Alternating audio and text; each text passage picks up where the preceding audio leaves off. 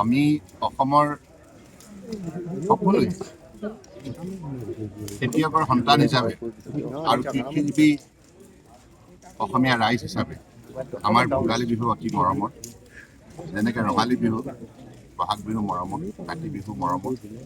গতিকে এই ভোগালী বিহু খেতি চপোৱা পাছত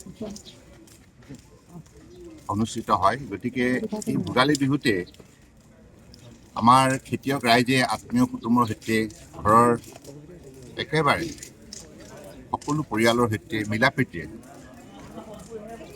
এসাঁজ খায় আৰু আগন্তুক বৰ্ষতো যেন আমাৰ খেতিয়ক ৰাইজৰ মংগল হয়, সামগ্ৰিকভাৱে ৰাইজৰ সুখ শান্তি সম্ভৱ হৈ উঠে। গতিকে অপায় অমংগল যাতে দূৰ হয়, অগ্নি দেৱতাই সকলো অশুভ শক্তিক নিঃশেষ কৰি সকলোকে শুভ শক্তি প্ৰদান কৰি জীৱন যাত্ৰাত যেন সকলোকে সহায় কৰে। গতিকে এই মাঘ বিহুৰ যিটো তাৎপৰ্য, এই তাৎপৰ্যটো আমি সকলোৱে উপলব্ধি কৰোঁ। গতিকে এই পৰম্পৰা, এই কৃষ্টিক আমি জীয়াই ৰাখিব লাগিব, হয়নে? আৰু এই পৰম্পৰা, এই কৃষ্টি জীয়াই থাকিলে অসমীয়া জাতীয় জীৱনৰ অস্তিত্ব, জাতীয় জীৱনৰ যিটো সাংস্কৃতিক, সামাজিক, আধ্যাত্মিক ঘটনা বৰ্তি থাকিব বা জীয়াই থাকিব।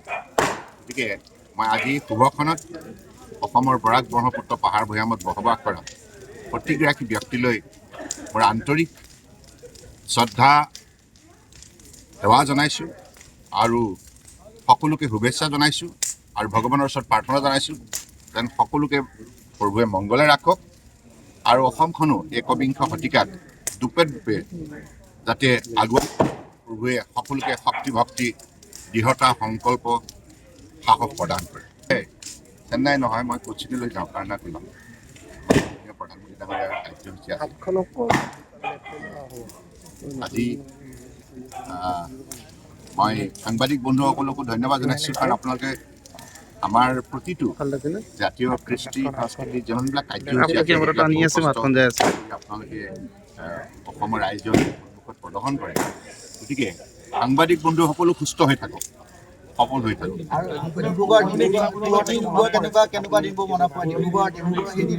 আমি আগতে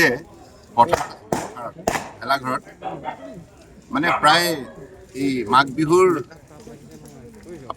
যে প্ৰায় এমাহমানৰ আগৰ পৰাই পথাৰত তেনেধৰণৰ ভেলাঘৰ নিৰ্মাণ কৰি তাতেই আলু কচু খায় আৰু ক'ৰবাত বিলৰ পৰা মাছ ধৰি আনি পেলাই পুৰি খায়।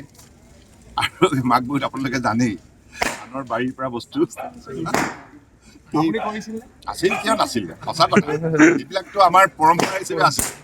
মানে কাৰোবাৰ ঘৰত ধৰি লওক খুব ভাল ফুলকবি আছে, দিনতে আমি চাই আহিলোঁ, নিশাৰ ভাগত মানুহ নথকাৰ সুযোগ লৈ 2-3টা লৈ আহিলোঁ। ৰাইজেও বেয়া নাপায়, ৰাইজে জানে যে এইবিলাক আমাৰ কৰে আৰু, হয়নে? আৰু আমাৰে উৎপাদনৰ এটা অংশ নিছে, তাকো খাবলৈহে নিছে। গতিকে অসৎ প্ৰবৃত্তিলৈ কৰা নাই। যি নহওক লাগে, এইটো এটা পৰম্পৰা, ইয়াৰ মাজেৰে মৰম আন্তৰিকতাও মানে বৃদ্ধি হয়। গতিকে এনেধৰণে আমাৰ সমাজৰ যিখন অসমীয়া সমাজৰ পৰম্পৰাবিলাকে আজি সমাজখনক সাংস্কৃতিক দিশত চহকী কৰি তুলিছে আৰু আন্তৰিকতা গঢ় দিয়াত সহায় কৰিছে। গতিকে মই আশা ৰাখিম কেৱল এনেকুৱা কামবিলাক যাতে হেৰি নহয়, বেয়ালৈ ধাৱমান নহয়, হয়নে?